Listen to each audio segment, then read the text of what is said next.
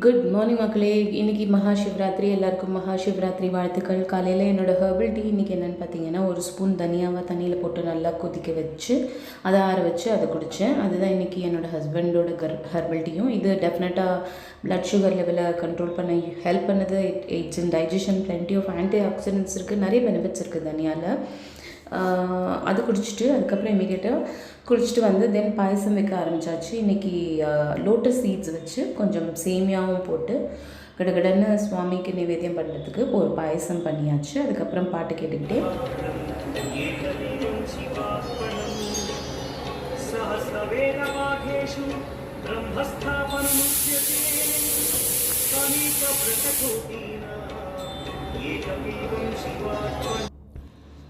என்னோடய வேலைகளை பார்க்க தொடங்கிட்டேன். இன்றைக்கி காலையில் பிரேக்ஃபாஸ்ட் என்னென்னு பார்த்தீங்கன்னா, தோசை, வெஜிடபிள்ஸ்லாம் ஆட் பண்ணி இன்றைக்கி கேரட் மட்டும்தான் போட்டேன். அதுக்கப்புறம் அதுக்கு ஏற்ற மாதிரி வெங்காயம் இல்லாமல் என்ன சட்னி பண்ணுறதுன்னு யோசிச்சு பீனட், நிலக்கடலை அண்ட் தக்காளி வச்சு ஒரு ஆந்திரா ஸ்டைலில் ஒரு சட்னி.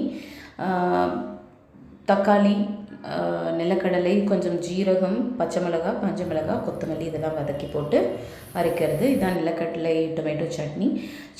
பிரேக்ஃபாஸ்ட் எல்லாம் ஆச்சு. அதுக்கப்புறம் கீழே கொஞ்சம் நேரம் நடப்பேன்னு சொன்னேன் இல்லைங்களா. நடக்கும்போது என்னோடய பெட் ஆஸ் யூஷுவல் வந்து ஒரு ஹாய் சொல்லிச்சு. ஸோ அது கூட பேசிகிட்டே அப்படியே கொஞ்சம் நேரம் நடந்துட்டு இருந்தேன். 45 மினிட்ஸ் எவ்ரிடே நடப்பேன் ஈவினிங் அண்ட் காலையில்.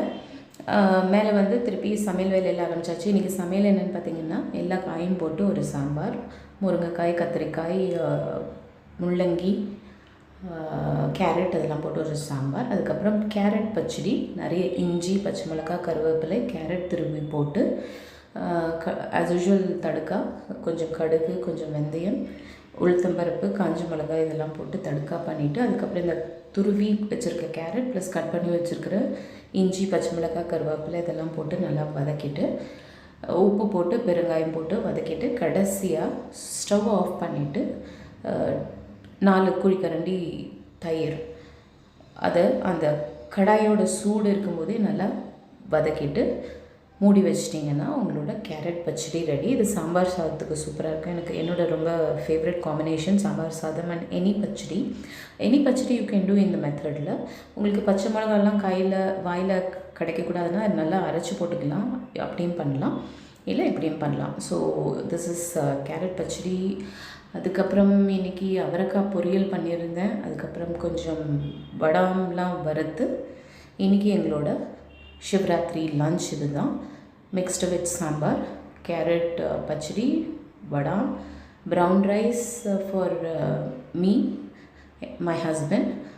என்னோடய பொண்ணுக்கு ஆஸ் யூஷுவல் ஒயிட் ரைஸ், அவரைக்காய் பொரியல், சாலட் ஃபார் ஹெம். இதுதான் இன்றைக்கி எங்களோட சிவராத்திரி லன்ச். இந்த வீடியோ உங்களுக்கு பிடிச்சிருந்ததுன்னா கண்டிப்பாக லைக் பண்ணுங்கள், ஷேர் பண்ணுங்கள், சப்ஸ்கிரைப் பண்ணுங்கள். நாங்கள் போடுற வீடியோஸ்லாம் உங்களுக்கு கண்டிப்பாக வரணுன்னா மறக்காமல் பெல் ஐக்கனை ப்ரெஸ் பண்ணுங்கள். அப்போ தான் நாங்கள் போடுற வீடியோஸோட நோட்டிஃபிகேஷன் உங்களுக்கு வரும்.